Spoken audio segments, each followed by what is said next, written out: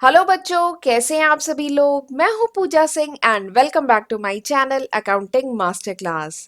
And इन दिनों हम लोग डिस्कस कर रहे हैं हमारी 1000 क्वेश्चन की जो एमसीक्यू सीरीज है, वो हम लोग इस समय पढ़ रहे हैं, जिसमें हम लोग आईबी यानी इंटरनेशनल बिजनेस पे क्वेश्चन हम लोग इस समय डिस्कस कर रहे हैं पिछले कुछ वीडियोस से, जो कि कॉम्पिटेटिव एग्जाम के पॉइंट ऑफ व्यू से अगर बात करूं काफी इंपॉर्टेंट है। तो चलिए फिर बिना टाइम वेस्ट किए हम आज का वीडियो लेक्चर स्टार्ट करते हैं।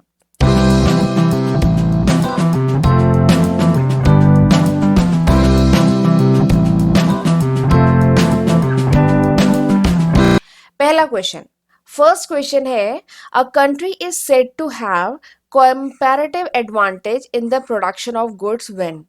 किसी कंट्री को हम कह सकते हैं कि उसके पास कंपैरेटिव एडवांटेज है प्रोडक्शन ऑफ गुड्स में, कब कह सकते हैं। पहला ऑप्शन दिया गया है कि it can produce more of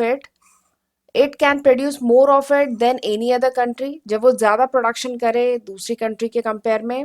दूसरा है, it has captured larger share of the market, world market than any other country. तीसरा ऑप्शन है, it can produce it at lower opportunity cost than its trading partner. चौथा option है, its cost of production of goods are lower than in other country, दूसरी country के compare में cost of production अगर lower हो। ठीक है, तो ये चार ऑप्शन दिए गए हैं। आपको बताना है कि कब हम कहेंगे कि ये जो कंट्री है it has comparative advantage in production of goods. This is the question. Question समझ में आ गया?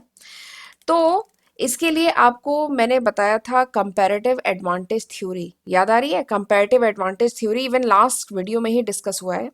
दो थ्योरीज है, बहुत इंपॉर्टेंट है इंटरनेशनल ट्रेड की, मैंने बताई थी कौन कौन सी।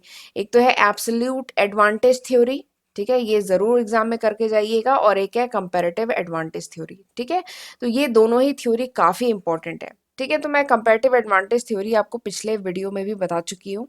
इवन पिछले वीडियो में मैंने आपसे एक क्वेश्चन भी पूछा था कि आपको बताना है कि कंपैरेटिव एडवांटेज थ्योरी किसने दी है।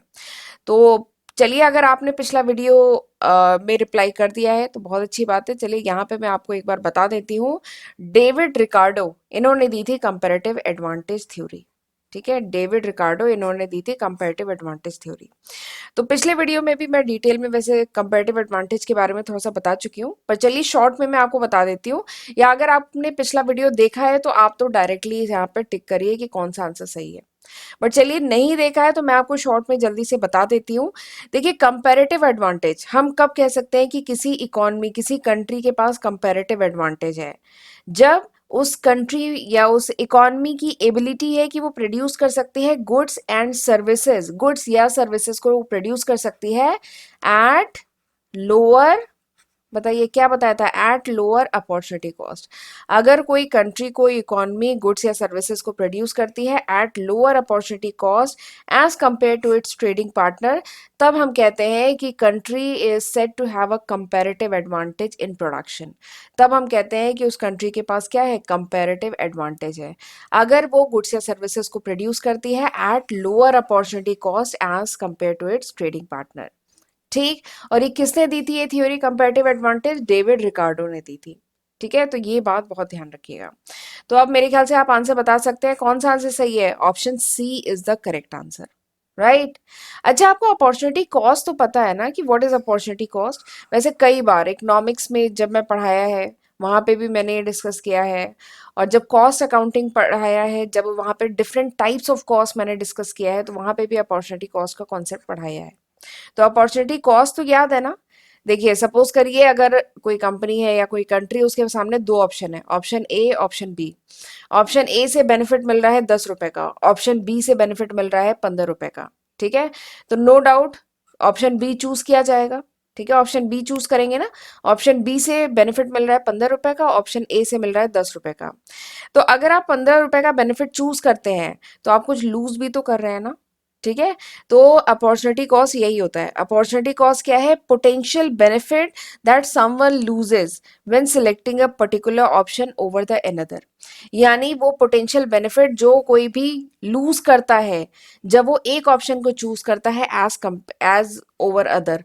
दूसरे ऑप्शन के कंपेयर में अगर हम ये 15 रुपए चूज करेंगे तो हम ये 10 रुपए लूज कर रहे हैं ना, तो this is the opportunity cost, इसी को अपॉर्चुनिटी कॉस्ट कहते हैं। और यहाँ पे option C is the correct answer. यहाँ पे ऑप्शन सी क्या है, करेक्ट आंसर है। ठीक है, चलिए आगे बढ़ते हैं।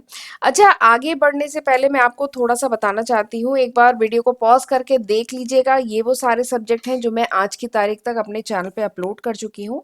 और मुझे ये बताना ज़रूरी इसलिए है क्योंकि काफ़ी बच्चों को कन्फ्यूज़न है कि मैं कौन से सब्जेक्ट कवर करा चुकी हूँ, ये सब्जेक्ट मैंने कवर किया है कि नहीं किया है। ठीक है, तो इसलिए मैं चाहूँगी कि आप प्लेलिस्ट में, चैनल पे जो प्लेलिस्ट है वो ज़रूर एक बार जाके चेक किया करिए।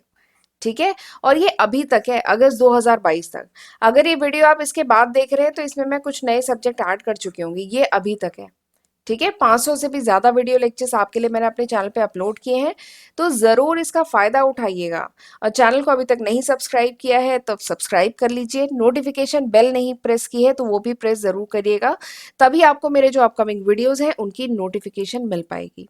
राइट, चलिए फिर आगे बढ़ते हैं अगले क्वेश्चन की तरफ।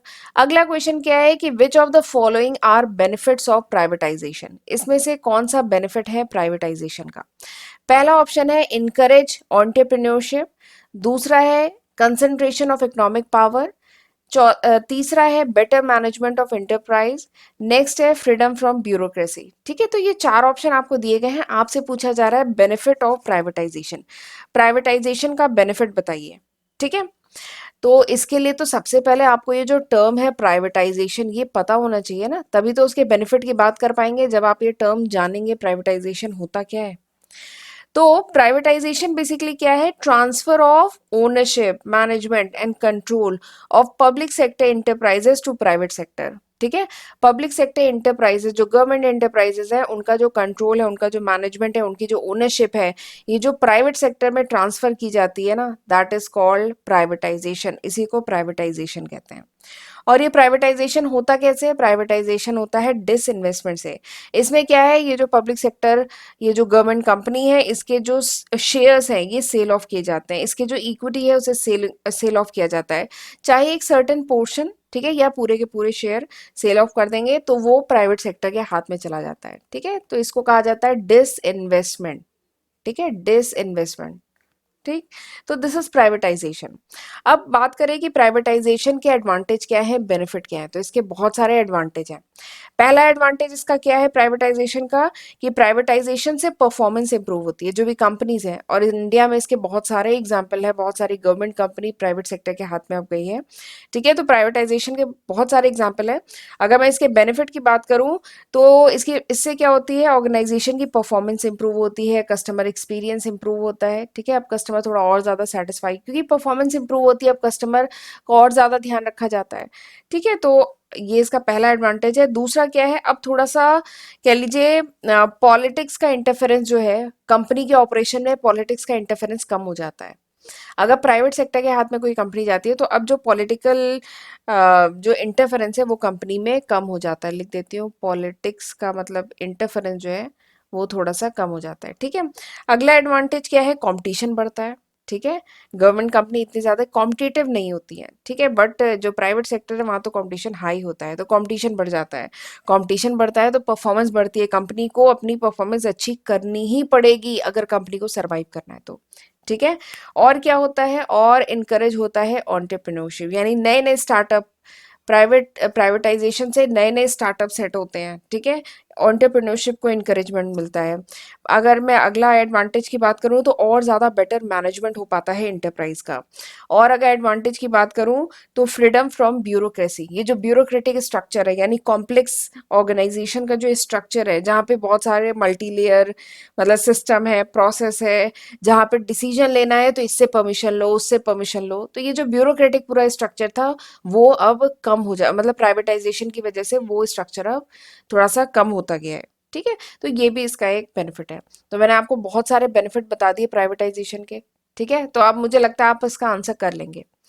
तो एक बार देख लेते हैं, बताइए यहाँ पे कौन सा बेनिफिट है प्राइवेटाइजेशन का। तो पहला क्या है, इनकरेज एंटरप्रेन्योरशिप। तो हाँ, प्राइवेटाइजेशन से एंटरप्रेन्योरशिप जो है और इसको और इनकरेजमेंट मिलता है और ज़्यादा नए नए स्टार्टअप आते हैं। अगला क्या है, concentration of economic power. Economic power क्या कंसंट्रेट होता है क्या, एक जगह इकट्ठा होता है? तो नहीं, इकोनॉमिक पावर ऐसा कोई कंसंट्रेट तो नहीं हुआ था, तो ये नहीं होगा। Better management of enterprise. तो हाँ, प्राइवेटाइजेशन से क्या होता है, जो इंटरप्राइज होती है अब उनको बेटर मैनेज किया जा पाता है। ठीक है, तो ये तो है। Next is freedom from bureaucracy. Bureaucracy से यानी जो complex structure, multi layer structure है, उससे फ्रीडम मिलती है। तो हाँ, ये भी मिलती है। ठीक है, तो यहाँ पे आंसर क्या है, यहाँ पे आंसर है ACD। यहाँ पे ये 3 बेनिफिट हैं प्राइवेटाइजेशन के, बी आंसर नहीं है। ठीक है, समझ में आ गया। चलिए, तो ये आज की वीडियो में हम यहीं तक रखते हैं। अब अगले वीडियो में हम डिस्कस करेंगे कुछ और क्वेश्चन। तो प्लीज अब मुझे कमेंट सेक्शन में जरूर बताइएगा कि हाउ वाज दिस लेक्चर, ये लेक्चर कैसा था। ठीक है, अब हम मिलेंगे अगले वीडियो में, तब तक अपना ध्यान रखिएगा। God bless you.